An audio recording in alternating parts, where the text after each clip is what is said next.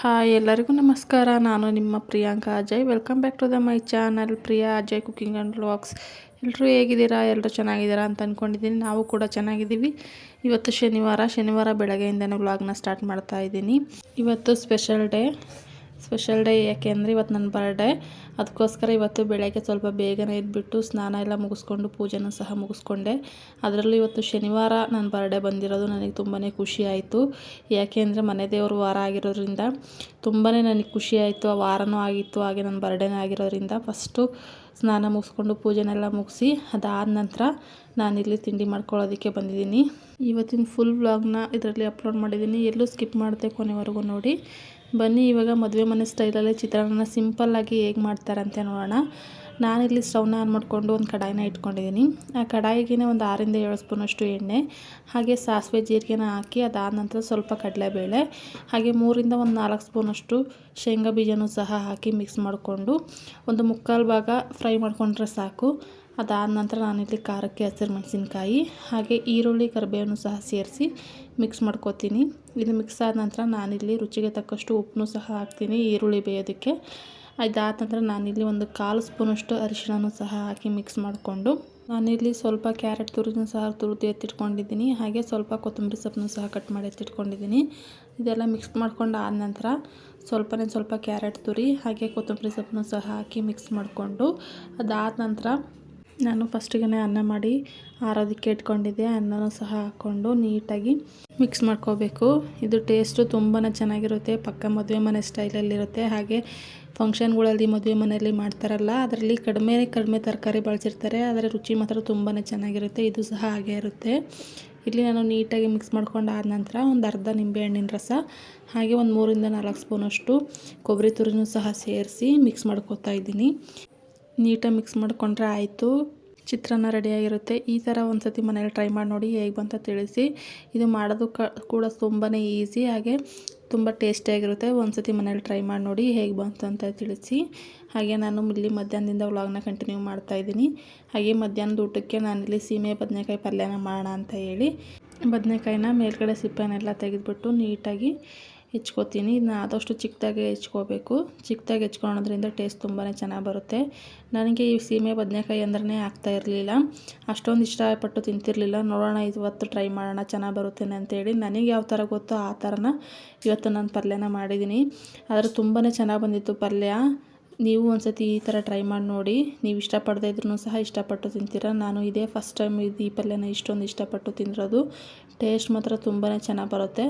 ಒಂದು ಸತಿ ಈ ರೆಸಿಪಿನ ಮನೇಲಿ ಟ್ರೈ ಮಾಡಿ ನೋಡಿ, ಪಲ್ಯನ ಸಖತ್ತಾಗಿರುತ್ತೆ. ಮಧ್ಯಾಹ್ನದ ಊಟಕ್ಕೆ ಏನಾದರೂ ಸ್ಪೆಷಲ್ನ ಮಾಡೋಣ ಅಂತ ಅಂದ್ಕೊಂಡೆ, ಬಟ್ ನಮ್ಮ ಮನೇಲಿ ಸ್ವೀಟ್ನ ಅಷ್ಟೊಂದು ಇಷ್ಟಪಟ್ಟು ತಿನ್ನೋದಿಲ್ಲ. ಈ ಥರ ಚಪಾತಿ ಪಲ್ಯ ಈ ಥರ ಆದರೆ ಇಷ್ಟಪಟ್ಟು ತಿಂತಾರೆ. ಅದಕ್ಕೋಸ್ಕರ ಚಪಾತಿ ಪಲ್ಯನೇ ಮಾಡೋಣ ಅಂತೇಳಿ ನಾನು ಸೀಮೆ ಬದನೆಕಾಯಿ ಪಲ್ಯ ಹಾಗೆ ಚಪಾತಿನ ಮಾಡ್ಕೊಳ್ಳೋದಕ್ಕೆ ರೆಡಿ ಮಾಡ್ತಾಯಿದ್ದೀನಿ. ಈ ಥರ ಸೀಮೆ ಬದನೆಕಾಯಿನ ಆದಷ್ಟು ಚಿಕ್ಕದಾಗಿ ಹೆಚ್ಕೊಂಡು ನಾನಿಲ್ಲಿ ಒಂದು ಕುಕ್ಕರ್ಗೆ ಹಾಕ್ಕೊಂಡು ಒಂದು ಸ್ವಲ್ಪ ನೀರು ಹಾಗೆ ರುಚಿಗೆ ತಕ್ಕಷ್ಟು ಉಪ್ಪು ಹಾಗೆ ಒಂದು 1/4 ಸ್ಪೂನಷ್ಟು ಅರಿಶಿಣನೂ ಸಹ ಹಾಕ್ಕೊಂಡು ಇದನ್ನ ಒಂದೇ ಒಂದು ವಿಷಲ್ ಬೇಯಿಸ್ಕೋಬೇಕು. ಒಂದು ವಿಷಲ್ ಬೇಯಿಸ್ಕೊಂಡ್ರೆ ಸಾಕು, ಜಾಸ್ತಿನೇ ಬೆಂದೋಗಿರುತ್ತೆ. ಈ ಬದನೆಕಾಯಿ ಬೇಯೋಷ್ಟರಲ್ಲಿಗೆ ನಾನಿಲ್ಲಿ ಪಲ್ಯಕ್ಕೆ ತರಕಾರಿನೂ ಸಹ ಕಟ್ ಮಾಡ್ಕೊತೀನಿ. ಈ ಪಲ್ಯಕ್ಕೆ ಜಾಸ್ತಿ ತರಕಾರಿನೂ ಬೇಕಾಗಿಲ್ಲ. ಒಂದು 2 ಮೀಡಿಯಮ್ ಸೈಜ್ ಈರುಳ್ಳಿ ಹಾಗೆ ಖಾರಕ್ಕೆ ಹಸಿರು ಮೆಣಸಿನ್ಕಾಯಿ ಹಾಗೆ ಕರಿಬೇವು ಕೊತ್ತಂಬರಿ ಹಾಗೆ ಒಂದು ಸ್ವಲ್ಪ ಕಾಯಿ ತುರಿ ಇದ್ದರೆ ಅಷ್ಟೇ ಸಾಕು. ಬೇರೆ ತರಕಾರಿ ಏನೂ ಬೇಕಾಗಿಲ್ಲ, ಟೊಮೊಟೊ ಅದೆಲ್ಲ ಏನೂ ಬೇಕಾಗಿಲ್ಲ. ಇಷ್ಟಿದ್ರೆ ಸಾಕು, ಸಖತ್ ಟೇಸ್ಟಿಯಾಗುತ್ತೆ ಪಲ್ಯ. ಒಂದು ಸತಿ ಈ ಥರ ಟ್ರೈ ಮಾಡಿ ನೋಡಿ. ತುಂಬಾ ಸಿಂಪಲ್ಲು ಮಾಡ್ಕೊಳ್ಳೋದು, ಹಾಗೆ ಟೇಸ್ಟು ಕೂಡ ಅಷ್ಟೇ ರುಚಿಯಾಗಿರುತ್ತೆ. ಈಗ ಬದನೆಕಾಯಿ ಕೂಡ ಬಂದಿತ್ತು, ಅದನ್ನ ಪಕ್ಕಕ್ಕೆ ಎತ್ತಿಟ್ಕೊಂಡು ನಾನಿಲ್ಲಿ ಒಂದು ಕಡಾಯಿನ ಇಟ್ಕೊಂಡು ಅದಕ್ಕೆ ಒಂದು 5-6 ಸ್ಪೂನಷ್ಟು ಎಣ್ಣೆ ಹಾಗೆ ಸಾಸಿವೆ ಜೀರಿಗೆನ ಹಾಕ್ಕೊಂಡು ಅದಾದ ನಂತರ 1 ಸ್ಪೂನಷ್ಟು ಕಡಲೆಬೇಳೆನ ಹಾಕಿ ಫ್ರೈ ಮಾಡಿ ಅದಾದ ನಂತರ ನಾನಿಲ್ಲಿ ಖಾರಕ್ಕೆ ಹಸಿರು ಮೆಣಸಿನ್ಕಾಯಿ ಹಾಗೆ ಈರುಳ್ಳಿನೂ ಸಹ ಹಾಕ್ಕೊಂಡು ಮಿಕ್ಸ್ ಮಾಡ್ಕೊತೀನಿ. ಹಾಗೆ ಕರಿಬೇವನ್ನು ಸಹ ಹಾಕಿ ಅದಾದ ನಂತರ ಈ ಈರುಳ್ಳಿ ಬೇಯೋದಕ್ಕೆ ಸ್ವಲ್ಪ ಉಪ್ಪನ್ನು ಸಹ ಹಾಕ್ಕೊಂಡು ನಂತರ ಒಂದು ಅರ್ಧ ಸ್ಪೂನಷ್ಟು ಅರಿಶಿಣ ಪುಡಿನೂ ಸಹ ಹಾಕಿ ಮಿಕ್ಸ್ ಮಾಡ್ಕೊತೀನಿ. ಇದು ಮಿಕ್ಸ್ ಆದಮೇಲೆ ನಾವು ಬೇಯಿಸಿ ಎತ್ತಿಟ್ಕೊಂಡಿರೋವಂಥ ಸೀಮೆ ಬದನೆಕಾಯಿನ ನೀರೆಲ್ಲ ತೆಗೆದು, ನಾನು ನೀರೇನು ಸೇರಿಸ್ತಾ ಇಲ್ಲ, ನೀರೆಲ್ಲ ತೆಗೆದುಬಿಟ್ಟು ಬರೀ ಬದನೆಕಾಯಿನ ಮಾತ್ರ ಈ ಥರ ಹಾಕ್ಕೊಂಡು ಮಿಕ್ಸ್ ಮಾಡ್ಕೊತೀನಿ. ನೋಡ್ತಿರ್ಬೋದು ಎಷ್ಟು ಸಾಫ್ಟಾಗಿ ಬೆಂದಿದೆ ಅಂತ ಬದನೆಕಾಯಿ. ಇದನ್ನ ಹಂಗೆ ಹಾಕ್ಕೊಂಡ್ರೆ ಅಷ್ಟೊಂದು ಟೇಸ್ಟಾಗಿರಲ್ಲ, ಸಿಪ್ಪೆ ತೆಗಿತಾರೆ. ಹಾಗೆ ಬೇಯಿಸ್ಕೊಂಡ್ರೂ ಸಹ ಅಷ್ಟು ಚೆನ್ನಾಗಿರಲ್ಲ. ಈ ಥರ ಬೇಯಿಸ್ಕೊಂಡು ಮಾಡ್ಕೊಳ್ಳೋದ್ರಿಂದ ನಮಗೆ ಹಸಿ ಸ್ಮೆಲ್ ಅನ್ನೋದು ಸಹ ಬರೋದಿಲ್ಲ, ತುಂಬಾ ಟೇಸ್ಟಿಯಾಗಿರುತ್ತೆ. ಲಾಸ್ಟಲ್ಲಿ ಒಂದು ಸ್ವಲ್ಪ ಕೊತ್ತಂಬರಿ ಸೊಪ್ಪು ಹಾಗೆ ಕಾಯಿ ತುರಿ ಇವೆರಡು ಹಾಕಿದರೆ ಸಖತ್ ಟೇಸ್ಟಿಯಾಗಿರುತ್ತೆ. ಇದಾದ ನಂತರ ನಾನಿಲ್ಲಿ ಒಂದೇ ಒಂದು ಸ್ಪೂನಷ್ಟು ಸಾಂಬಾರು ಪುಡಿನೂ ಸಹ ಹಾಕ್ಕೋತಾ ಇದ್ದೀನಿ. ಇದು ಆಪ್ಷನಲ್ಲು, ಬೇಕಿದ್ದರೆ ಹಾಕ್ಕೋಬೋದು, ಬೇಡ ಅಂದರೆ ಸ್ಕಿಪ್ ಕೂಡ ಮಾಡ್ಕೋಬೋದು. ಹಾಗೆಯೂ ಸಹ ತುಂಬಾ ಚೆನ್ನಾಗಿರುತ್ತೆ. ನಾನಿಲ್ಲಿ ಹಾಕ್ಕೊಂಡಿದ್ದೀನಿ. ನಿಮ್ಮ ಹತ್ರ ಯಾವುದು ಸಾಂಬಾರು ಪುಡಿ ಇರುತ್ತೋ ಅದನ್ನೇ ನೀವು ಬಳಸ್ಕೋಬೋದು. ಇದಾದ ನಂತರ ಒಂದು 3 ರಿಂದ 5 ನಿಮಿಷ ಮೀಡಿಯಮ್ ಫ್ಲೇಮಲ್ಲಿ ಇಟ್ಟು ಬೇಯಿಸ್ಕೊಂಡ್ರೆ ಸಖತ್ ಟೇಸ್ಟಿಯಾದ ಸೀಮೆ ಬದನೆಕಾಯಿ ಪಲ್ಯ ರೆಡಿಯಾಗಿರುತ್ತೆ. ಈ ಸೀಮೆ ಬದನೆಕಾಯಿನ ಇಷ್ಟಪಡದೇ ಇರೋರು ಸಹ ಈ ಪಲ್ಯನ ಇಷ್ಟಪಟ್ಟು ತಿಂತಾರೆ. ನೀವು ಒಂದು ಸತಿ ಮಾಡಿದರೆ ಮತ್ತೆ ಮತ್ತೆ ಇದನ್ನ ಮಾಡ್ತಾನೆ ಇರ್ತೀರ. ಯಾವುದಾದ್ರೂ ಅಷ್ಟೇ, ನಾವು ಒಂದು ಸತಿ ಮಾಡಿಬಿಟ್ಟು ಇದು ಬೇಡ ಅಂತೇಳಿ ಬಿಟ್ಬಿಡ್ತಿರ್ತೀವಿ. ನಾನು ಕೂಡ ಹಾಗೆಯೇ ಈ ಸೀಮೆ ಬದನೆಕಾಯಿನ ಅಷ್ಟೊಂದು ಬಳಸ್ತಾನೆ ಇರಲಿಲ್ಲ. ನಮ್ಮ ಮನೆಯವ್ರು ತಂದ್ರೂ ಸಹ ನಾನು ಒಂದೊಂದು ಸತಿ ಅದನ್ನ ಒಣಗಿಸಿ ಬಿಸಾಕ್ತಿದ್ದೆ, ಯಾವುದಕ್ಕೂ ಅಷ್ಟು ಬಳಸ್ತಿರ್ಲಿಲ್ಲ. ಇವತ್ತು ಸುಮ್ಮನೆ ಏನು ಟ್ರೈ ಮಾಡೋಣ ಅಂತೇಳಿ ಮಾಡಿದೆ. ಟೇಸ್ಟ್ ಮಾತ್ರ ತುಂಬಾ ಚೆನ್ನಾಗಿತ್ತು. ಒಂದು ಸತಿ ನೀವು ಸಹ ಈ ಥರ ಟ್ರೈ ಮಾಡಿ ನೋಡಿ, ಹೇಗೆ ಬಂತಂತೇಳಿ ತಿಳಿಸಿ. ನಾನಿಲ್ಲಿ ಅದಕ್ಕೆ ಕಾಂಬಿನೇಷನ್ನಾಗಿ ಚಪಾತಿನ ಮಾಡ್ಕೊತಾ ಇದ್ದೀನಿ. ಚಪಾತಿ ಆಗಿ ಆ ಪಲ್ಯಕ್ಕೆ ಸೂಪರಾಗಿತ್ತು. ಒಂದು ಸತಿ ನೀವು ಇದನ್ನ ಟ್ರೈ ಮಾಡಿ ಚಪಾತಿ, ರೊಟ್ಟಿ ಹಾಗೆ ಎಲ್ಲ ಥರದ್ಗೂ ಸೈಡ್ ಡಿಶ್ಶಾಗಿ ಇದನ್ನ ಬಳಸ್ಕೋಬೋದು. ತುಂಬಾ ಚೆನ್ನಾಗಿರುತ್ತೆ. ಮಧ್ಯಾಹ್ನದ ಊಟಕ್ಕೆ ನಾನಿಲ್ಲಿ ರೆಡಿ ಮಾಡ್ತಾ ಇದ್ದೀನಿ. ನೋಡ್ತಾ ಇರ್ಬೋದು, ಪಲ್ಯ ಹಾಗೆ ಉಪ್ಪಿನಕಾಯಿ, ಅದರ ಜೊತೆಗೆ ಸ್ವಲ್ಪ ಮೊಸರು ಹಾಗೆ ಚಪಾತಿ. ನಾನು ಇಲ್ಲಿ ಮಧ್ಯಾಹ್ನಕ್ಕೆ ರೈಸ್ ಐಟಮ್ ಏನು ಮಾಡ್ಕೊಳಕ್ಕೆ ಹೋಗಿರಲಿಲ್ಲ. ಬೆಳಗ್ಗೆ ಮಾಡಿರೋ ಚಿತ್ರಾನ್ನನೇ ಇತ್ತು, ಅದಕ್ಕೋಸ್ಕರ ರೈಸ್ ಏನು ಮಾಡ್ದಿರ ಚಿತ್ರಾನ್ನ ಸಹ ಹಾಕ್ಕೊಂಡೆ. ನೋಡ್ತಾ ಇರ್ಬೋದು, ನೋಡೋದಕ್ಕೆ ಎಷ್ಟು ಚೆನ್ನಾಗಿ ಕಾಣಿಸ್ತಾ ಇದೆ.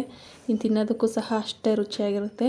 ಹಾಗೆ ಪಕ್ಕದಲ್ಲಿ ಒಂದು ಲೋಟ ಮಜ್ಜಿಗೆ ಇದ್ದರೆ ಇನ್ನೂ ಚೆನ್ನಾಗಿರುತ್ತೆ ಅಂತೇಳಿ ಮಜ್ಜಿಗೆನೂ ಸಹ ಮಾಡಿಕೊಂಡೆ. ಇವತ್ತಿನ ಮಧ್ಯಾಹ್ನದ ಊಟ ಇದಾಗಿತ್ತು. ತುಂಬಾ ಚೆನ್ನಾಗಿತ್ತು ಊಟ. ನಿಮಗೆ ಈ ಊಟ ಇಷ್ಟ ಆಗಿದ್ದರೆ ಒಂದು ಲೈಕ್ ಮಾಡಿ. ಹಾಗೆ ಸಂಜೆಯಿಂದ ವ್ಲಾಗ್ನ ಕಂಟಿನ್ಯೂ ಮಾಡ್ತೀನಿ. ಇವತ್ತು ಶನಿವಾರ ಹಾಗೆ ಬರ್ಡೇ ಆಗಿರೋದ್ರಿಂದ ನಾವು ದೇವಸ್ಥಾನಕ್ಕೆ ಹೋಗಬೇಕಿತ್ತು. ಬೆಳಗ್ಗೆ ಹೋದರೆ ತುಂಬ ಅವಸರದಲ್ಲಿ ಹೋಗಿ ಅವಸರದಲ್ಲಿ ಬರಬೇಕಾಗುತ್ತೆ. ಸಂಜೆನೇ ಹೋಗೋಣ ಅಂತ ಹೇಳಿದರು ನಮ್ಮ ಮನೆಯವರು. ಹಾಗಾಗಿ ಅವರು ಕೆಲಸದಿಂದ ಬಂದಮೇಲೆ ನಾವು ಸಂಜೆ ದೇವಸ್ಥಾನಕ್ಕೆ ಹೋಗಿದ್ವಿ.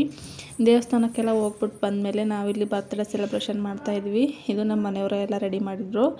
ನಂಗೆ ಗೊತ್ತೇ ಇರಲಿಲ್ಲ, ದೇವಸ್ಥಾನಕ್ಕೆ ಹೋಗೋಣ ಅಂತ ಹೇಳಿ ಕರ್ಕೊಂಡು ಹೋಗಿದ್ರು. ನಾನು ಇದನ್ನೆಲ್ಲ ಎಕ್ಸ್ಪೆಕ್ಟೇ ಮಾಡಿರಲಿಲ್ಲ, ನನ್ನ ಬರ್ಡೇನ ಇಷ್ಟೊಂದು ಸೆಲೆಬ್ರೇಟ್ ಮಾಡ್ತಾರೆ ಅಂತ ಹೇಳಿ. ದೇವಸ್ಥಾನದಿಂದ ಬರ್ತಾ ಈ ಥರ ಸೆಲೆಬ್ರೇಷನ್ ಸಹ ಮುಗಿಸ್ಕೊಂಡು ಹಾಗೆ ಅಲ್ಲೇ ಊಟನೂ ಸಹ ಮುಗಿಸ್ಕೊಂಡು ಮನೆಗೆ ಬಂದ್ವಿ. ನನಗಂತೂ ಇವತ್ತು ತುಂಬಾ ಖುಷಿ ಆಯಿತು. ನಮ್ಮ ಫ್ಯಾಮಿಲಿ ಜೊತೆ ಟೈಮ್ ಸ್ಪೆಂಡ್ ಮಾಡಿ, ಅದರಲ್ಲೂ ನಮ್ಮ ಮನೆಯವ್ರ ಜೊತೆ ಟೈಮ್ ಸ್ಪೆಂಡ್ ಮಾಡಿ ತುಂಬಾ ಖುಷಿ ಆಯಿತು. ಹಾಗೆ ಅವರು ಡ್ರೆಸ್ಸನ್ನು ಕೂಡ ತಂದಿದ್ದರು ಒಂದಿನ ಮುಂಚೆನೇ. ನಂದು ಶನಿವಾರ ಬರ್ಡೇ ಇರೋದ್ರಿಂದ ಪಾಪ ಶುಕ್ರವಾರ ರಾತ್ರಿ 9 ಗಂಟೆ ಅವ್ರ ಕೆಲಸ ಮುಗಿಸ್ಕೊಂಬರ್ಬೇಕಾದ್ರೆ ಹಾಗೆ ಡ್ರೆಸ್ಸನ್ನು ಸಹ ತೊಗೊಂಬಂದಿದ್ರು. ಇದೇ ಡ್ರೆಸ್ಸು ತುಂಬಾ ಚೆನ್ನಾಗಿತ್ತು. ನನಗಂತೂ ಸಖತ್ ಇಷ್ಟ ಆಯಿತು ಡ್ರೆಸ್ಸು ಕೂಡ. ಇದು ನನಗೆ ಮೆಮೊರಬಲ್ ಮೂಮೆಂಟ್ ಅಂತಲೇ ಹೇಳ್ಬೋದು. ಸಖತ್ ಖುಷಿ ಆಯಿತು. ಈ ವಿಡಿಯೋ ನಿಮಗೆ ಸ್ವಲ್ಪನಾದರೂ ಇಷ್ಟ ಆಗಿದ್ದರೆ ಹಾಗೆ ಹೆಲ್ಪ್ಫುಲ್ ಅನಿಸಿದರೆ ನಿಮ್ಮ ಫ್ಯಾಮಿಲಿ ಫ್ರೆಂಡ್ಸ್ ಜೊತೆ ಶೇರ್ ಮಾಡಿ, ಹಾಗೆ ಲೈಕ್ ಮಾಡಿ. ವಿಡಿಯೋ ನೋಡಿದ್ದಕ್ಕಾಗಿ ಎಲ್ಲರಿಗೂ ಧನ್ಯವಾದಗಳು.